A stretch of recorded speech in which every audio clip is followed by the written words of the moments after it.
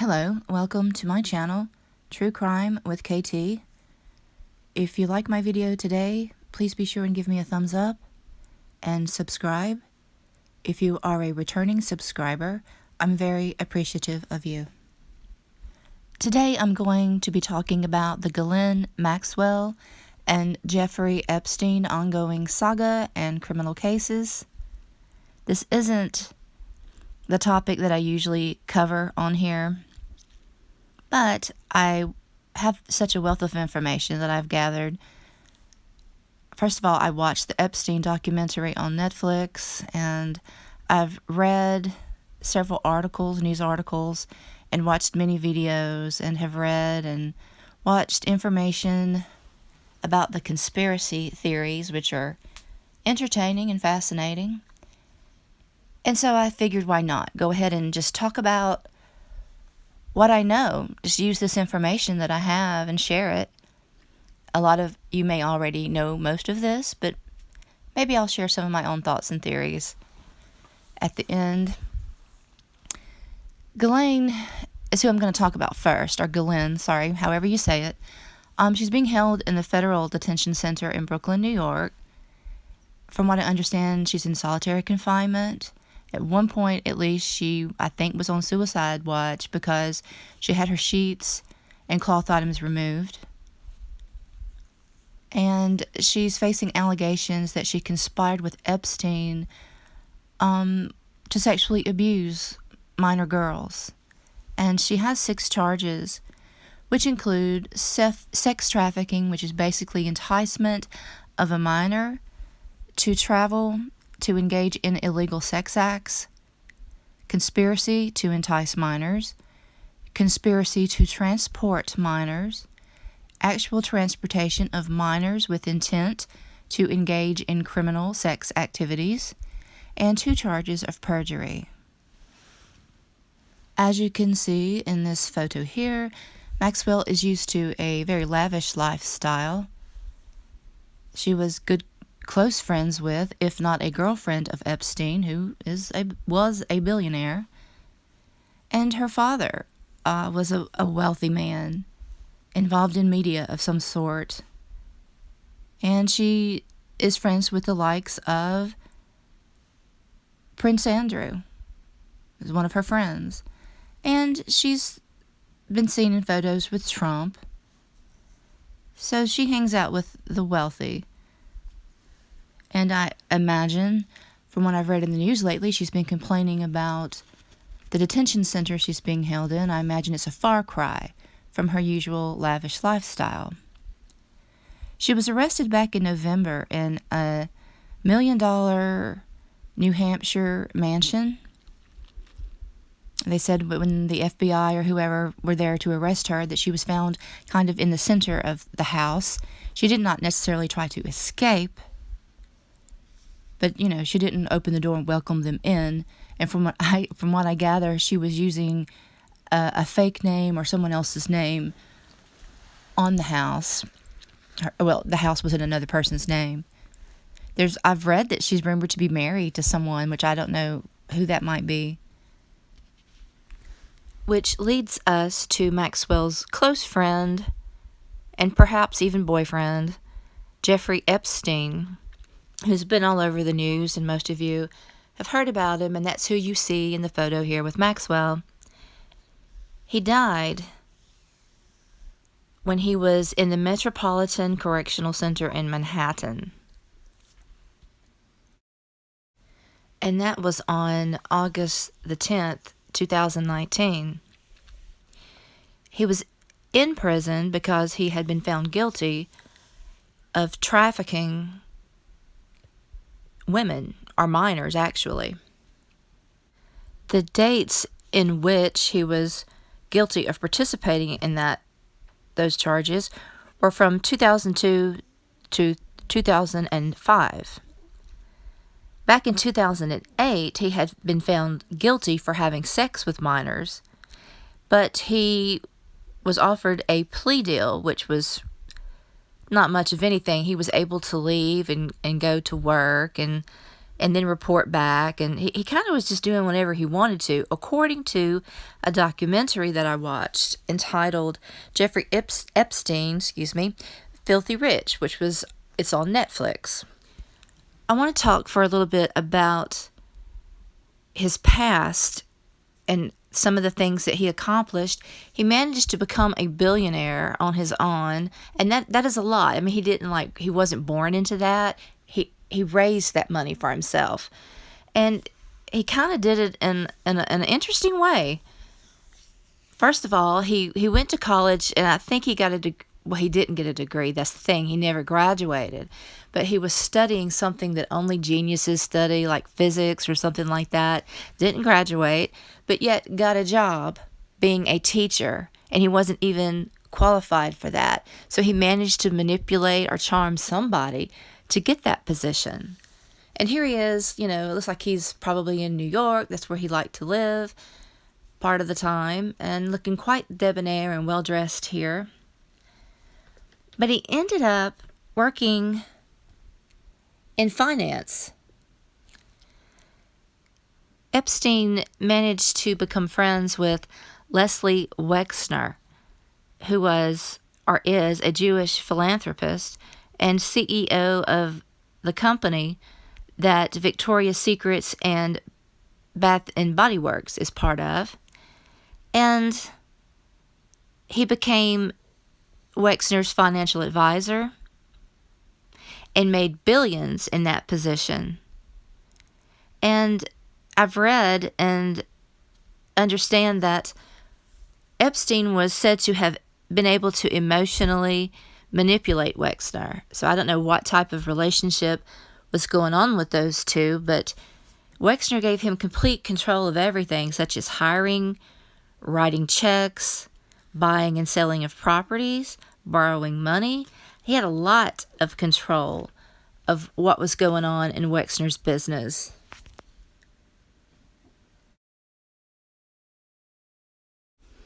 In one article that I read, it was stated that Wexner was lonely and shy, and that Epstein was a con artist who emotionally seduced him.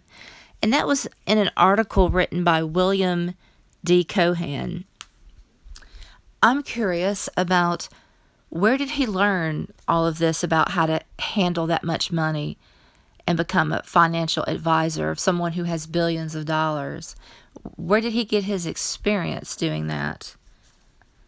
I mean, I just get the opinion that he's a mastermind and can manipulate and charm his way and very, very intelligent, and that's what he leans on to be so successful. And that sounds a lot like a sociopath. And the fact that he was engaging in illegal behavior and getting arrested for these things that are very serious, I mean, it just looks like it. He seems to be very much a sociopath.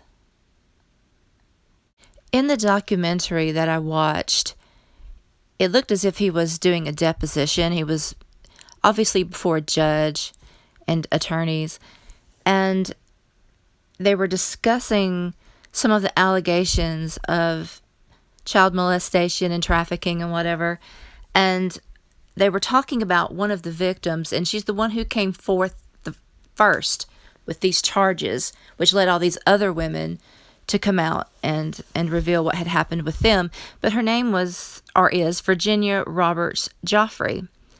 And when they got to her and asked Epstein if he knew her, he stated, or he asked them to spell her name, and they said, well, it's Virginia Roberts. You know Virginia, the state, and Roberts.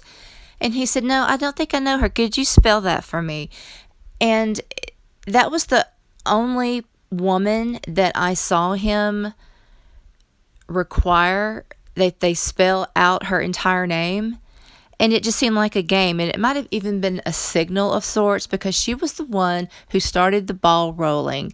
And I think he really wanted to put emphasis on her name. I don't know if it was some sort of threat or what, or if he was just playing games because he was angry with the prosecution or the attorneys.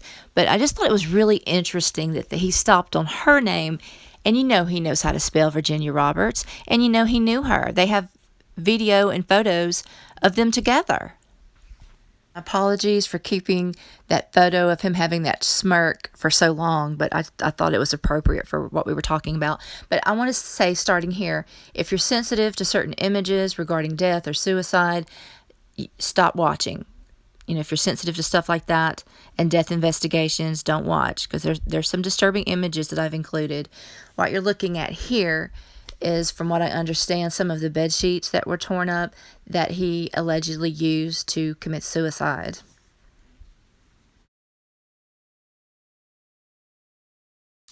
At one point, Epstein was in a cell with a former law enforcement officer by the name of Nicholas Tartaglione, who you see here in this photo.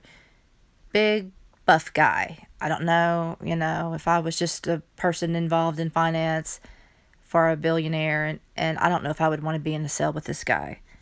But he was in there for murder. He had murdered 4 men who were drug dealers. And at one point, Epstein had claimed that Tartaglione had roughed him up. And then there's allegations that he helped Epstein. Supposedly, Tartaglione caught Epstein trying to strangle himself with bed sheets and found him semi-conscious, and he notified the guards, and they just found some bruising on his neck. But, so he didn't succeed that time, apparently. And at one point, Epstein was on suicide watch. And this is where it gets a little confusing. For some reason, Tartaglione was supposedly moved out of Epstein's cell. This is a photo here of, might be his police dog. I guess he worked with one, and then the 4 men that he murdered. But anyway, back to Epstein. Epstein was on suicide watch at one point, and then he was taken off suicide watch. I don't know if he talked to them and said, "I'm no longer suicidal." I mean, that's what someone who's probably really serious about suicide would do if they wanted to actually complete the task. But this is where it gets strange. He no longer has a cellmate, and he's suddenly no longer suicidal. But yet he's found dead in his cell.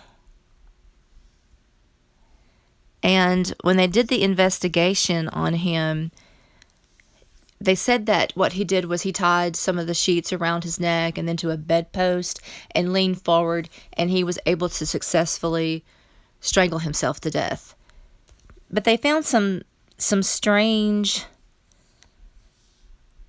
situations with that. One of the medical examiners said that his hyoid bone was broken in 3 places, and that's usually not common with that type of suicide, that it's usually more common if you're strangled to death. And for some strange reason, that particular night, the cameras weren't working. And, coincidentally, 2 guards were asleep.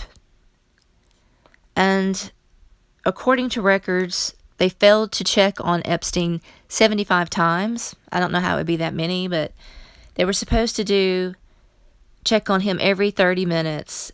And apparently, they had falsified documents and said that he was being monitored. But they found that couldn't be possible because of the time of death. But how ironic is it that the same night 2 guards fall asleep and falsify documents and the cameras stop working?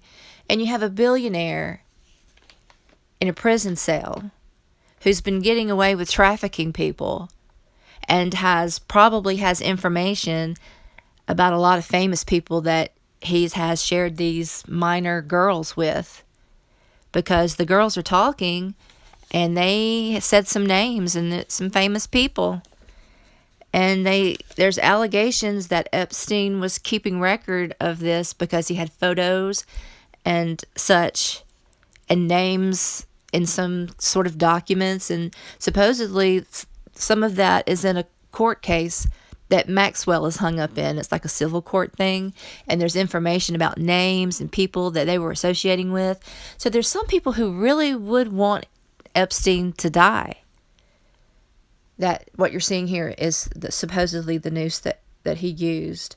And also in the above right corner, that's the damage that it supposedly did. And I'll be honest, they said that he had a BiPAP machine in his cell that had a cord.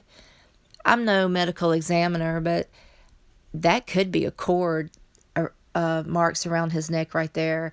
And that's also his hyoid bone. I can see one break, but I had read that there were 3. There might be some fractures.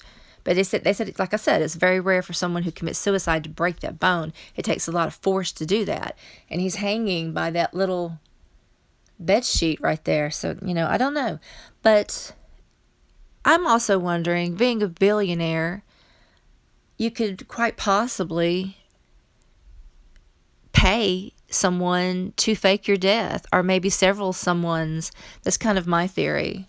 And to be honest, I know this is creepy, but there's some websites that have compared photos of one in one photo he's deceased, and another one is how he looks on a regular basis or before he died, and the photos don't match too well. I mean, they do a little bit. It looks like him, but the first time I saw the photo of him deceased, I thought, well, that's not even him. And that was just me saying that. I didn't know anything about any conspiracy. And by the way, I'm going to get into some conspiracy stuff here.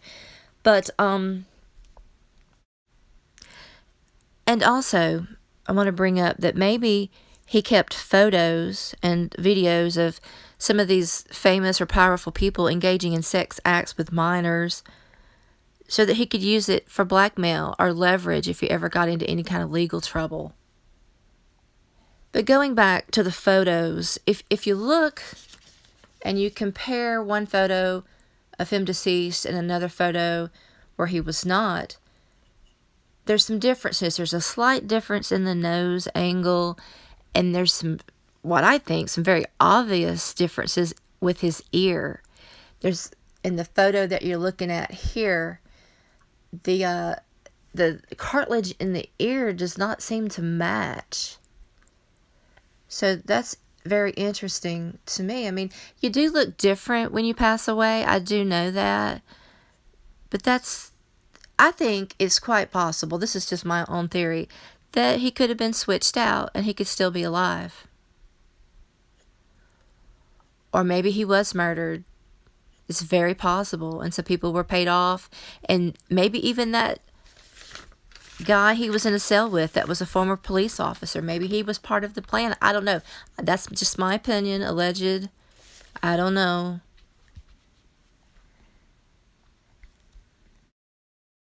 And then I heard about the very interesting conspiracy theory that he was a member of the Mossad. And I thought, what is the Mossad? I didn't even know. And it's like the Jewish CIA.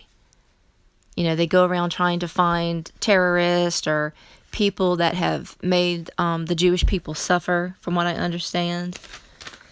And Wexner, like I said earlier, is a Jewish philanthropist. And he said that he and Epstein could discuss world trends with politics and financial markets. And I'm just wondering, where did Epstein gather all this information? He seemed to know so much about money and politics. That theory is kind of far-fetched, and I'm not going to go into that too much.